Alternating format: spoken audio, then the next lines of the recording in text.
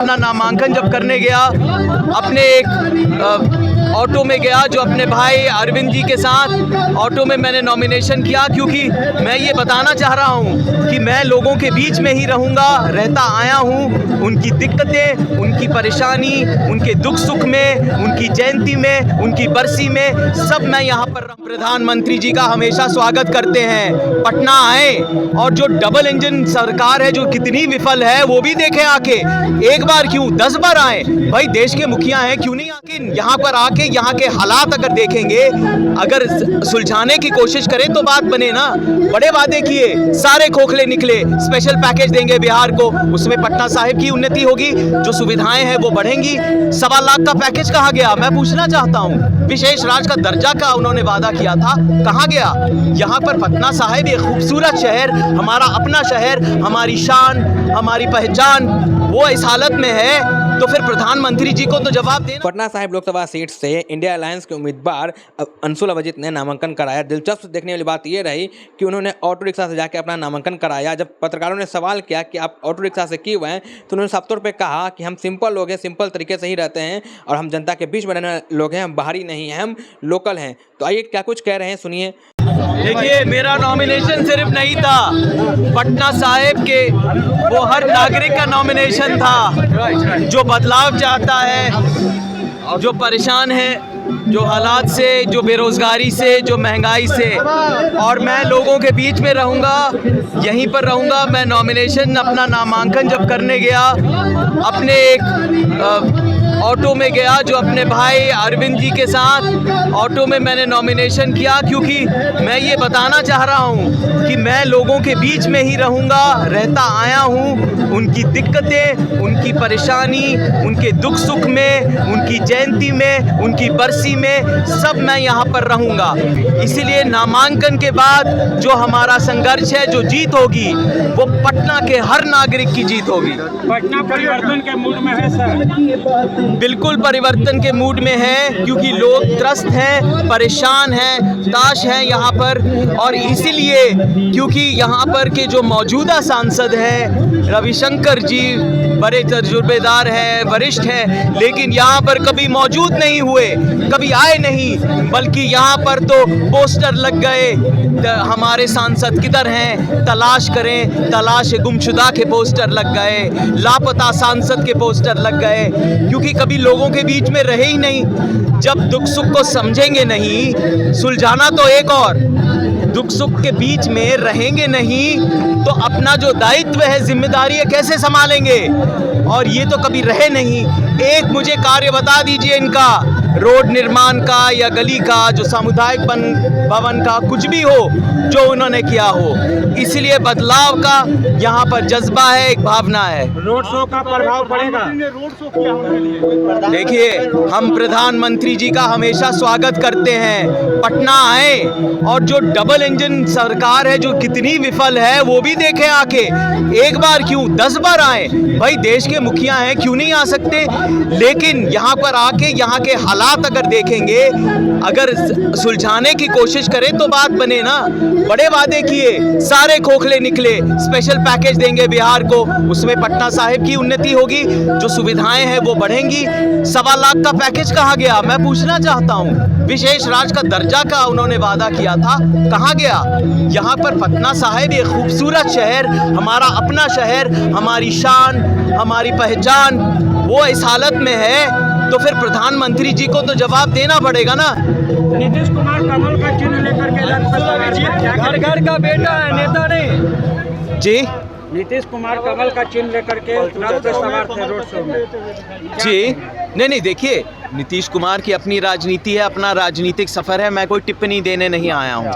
मैं इतना कहना हूँ, कुछ लोग विचारधारा से मुक्त होते हैं, वो बात सही है, लेकिन मैं अपना सकारात्मक राजनीति और पटना साहिब का विकास किस तरह से हो, उसका मास्टर प्लान कैसे बने, और यहाँ पर लोग जो त्रस्त हैं, जो जल जमाव हो रहा है, जो जैम हो रहे हैं, फतुआ का जैम, जल जमाव, यहाँ पर स्वास्थ्य, यहाँ पर शिक्षा, यहाँ पर बिजली, यहाँ पर पानी की जो किल्लत है, लोग तरस रहे हैं पानी के लिए, मिल नहीं रहा। ये कब सुलझाएंगे यहाँ के जो राजनेता हैं और जो उनकी नुमाइंदगी कर रहे हैं, वो तो कभी दिखाई भी नहीं देते।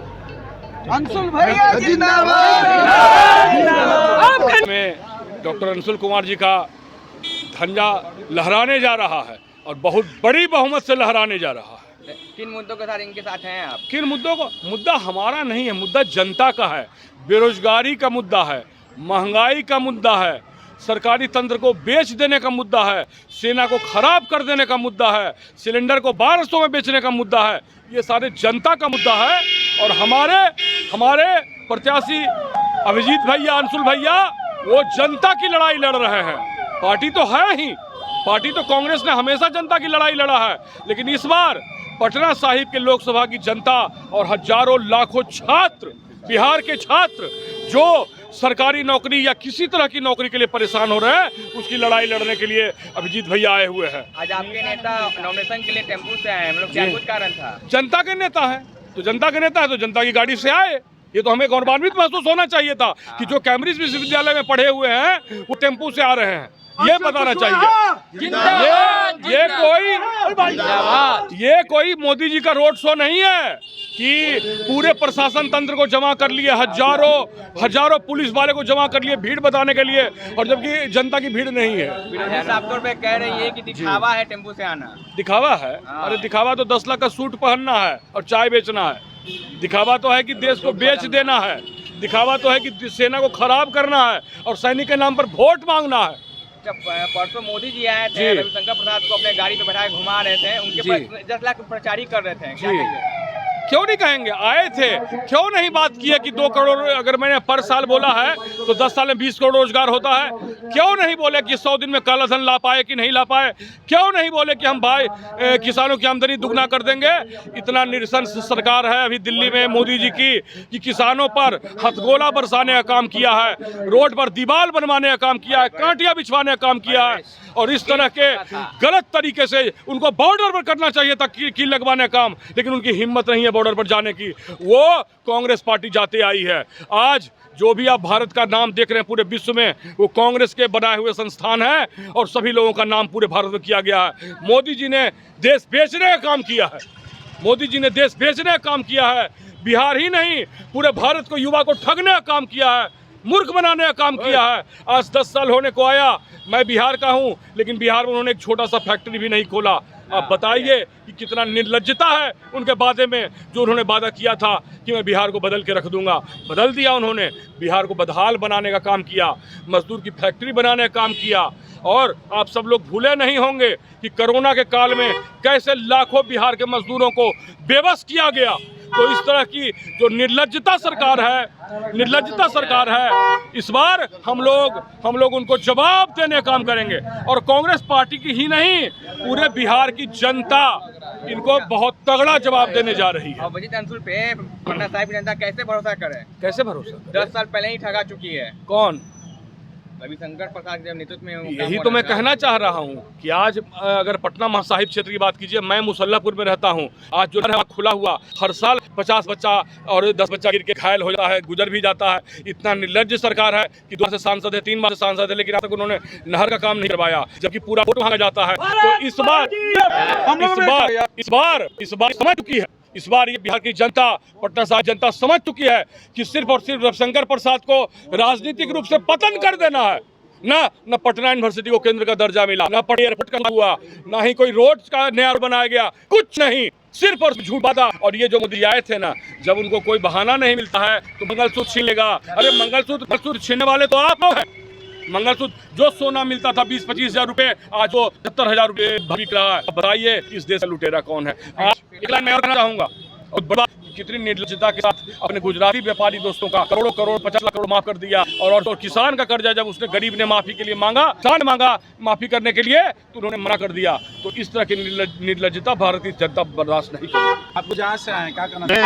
मैं राजस्थान से आया हूँ और राजस्थान के 12 जिले के अटरू कस्बे से आया हूँ, और विशेष तौर से अंशुल भैया के प्रचार प्रसार के लिए आया हूँ, और इनको विजय से दिलाने के लिए हमसे जितनी भी जी तोड़ मेहनत हो सकेगी हम यहाँ पर करेंगे। मैं बताना चाहूँगा कि बार पटना साहिब के व्यापारी चुनाव ने ये यहाँ के बेटे चुनाव लड़ रहे हैं, ये बिहार की इस पटना साहिब की धर के बेटे चुनाव लड़ रहे हैं, ये उनके नाती चुनाव लड़ रहे हैं जिन्होंने इस बिहार का नाम अपितु इस बिहार में नहीं, इस देश में नहीं, अपितु पूरे विश्व के अंदर बाबू जगजीवन राम जी के ये नमासे हैं जिन्होंने इस बिहार की धरती का नाम पूरे विश्व के अंदर किया है। सन 1972 में जब पाकिस्तान और भारत का युद्ध हुआ था, इन्हीं के नाना ने इस भारत देश को विश्व पटल पर भारत देश के विश्व पटल पर चम लहराया था। पाकिस्तान दो टुकड़े करने में इनका अहम योगदान रहा था। भारत देश की आज़ादी में इनके नाना जी योगदान रहा था। इनकी माताजी जो पहली इस भारत देश की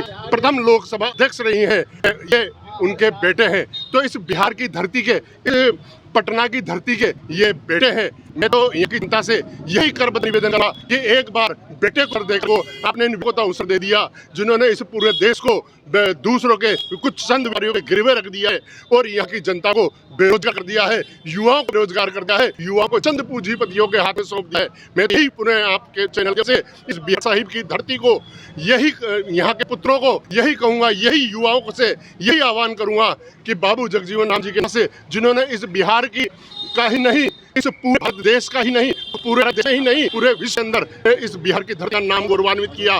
भारत देश के इनकी माताजी आदरणीय श्रीमती मीरा कुमार जी जो इस भारत देश के प्रथम लोकसभा अध्यक्ष रही, उन्होंने पूरे भारत देश में धरती का नाम रोशन किया। इनके बेटे को ये अवसर मिला है। आप सभी से इस चैनल के माध्यम से मेरा निवेदन है कि उनके बेटे को चुन करके लोकसभा के अंदर पहुंचाएं। कहा था भाजपा वाले लोग कहते हैं कि कांग्रेस टुकड़े टुकड़े गैंग में बटी हुई, क्या कहिएगा? टुकड़े टुकड़े गैंग में कांग्रेस, हम सासाराम से हैं, अंशुल कुमार के नॉमिनेशन में, मीरा कुमार के हम लोग शिष्य हैं, सासाराम से सांसद रहा करती हैं, वहीं से। नहीं, भाजपा वाला बार क्यों कहती है कि आप लोग टुकड़े टुकड़े गैंग में बटे हुए हैं? हम लोग इंडिया अलायंस टुकड़े बटे हुए हैं। इंडिया अलायंस बिल्कुल एकजुट है। इंडिया अलायंस का जो रिजल्ट होगा, टुकड़े टुकड़े गैंग को कहने वाले को खुद पता चलेगा। भाजपा का कोई अस्तित्व लोगों में नहीं है, सब झूठा फ्रेब वाला। मोदी जी के आने से कुछ नहीं है, जनता को कोई असर नहीं पड़ रहा है। हवाई है, उन्हीं लोगों को मोदी जी घुसा सकते वाला काम कहा जा रहा है कि जो राम को लाए हैं उनको लाएंगे। जो राम को लाए हैं उनको लाएंगे। राम तो पहले राम कहाँ से लाएंगे? उनको राम लाए हैं, मोदी को लाएंगे, राम को कहाँ से लाएंगे भाई? इतना बेवकूफ बनाना चाहिए, इतना बेवकूफ जनता को बनाना। राम मोदी को लाए हैं, योगी को लाए हैं, अमित को लाए हैं, पूरे देश को लाए हैं, पूरी जनता का बयान था 2014 के बाद 10,000 कंगना का बयान था 2014 के बाद 10,000 हुई है। 1947 में 10,000 हुआ था कम से कम। नहीं, जब मोदी सरकार आई तब 10,000 हुई थी। मोदी सरकार आई तो बर्बाद की ओर गया है, गुलामी की ओर जा रहा है, मजदूर होते जा रहे हैं, अमीर होते जा रहे हैं।